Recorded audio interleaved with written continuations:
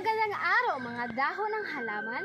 Ako nga pala po si Riring Pedrosa Diniga, pangkat DSBA 1A.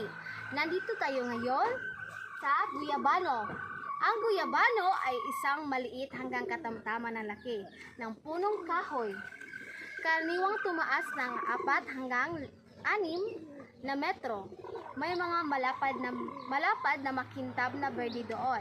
Ito ay pahabang hugis at bunga nito ay malaki. Kahalagahan ng guyabano sa komunidad.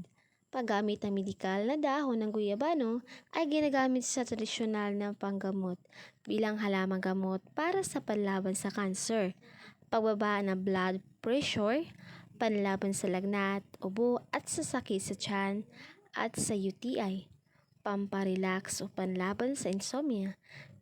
Ginagamit rin ang pinagkuloang dahon bilang panggamot sa sugat at panghugas. Bakit malaga ang saribuhay ng Pilipinas? Ang saribuhay ng Pilipinas ay malaga sapagkat ito ang kabuuan ng kasaysayan, kultura, kabuhayan at kalagayang panlipunan ng mga Pilipino. Narito ang ilang mahalagang dahilan kung bakit ito dapat bigyang halaga. Pagkilala sa sarili, sa pag-unawa sa saribuhay, mas naunawaan natin kung sino tayo bilang Pilipino.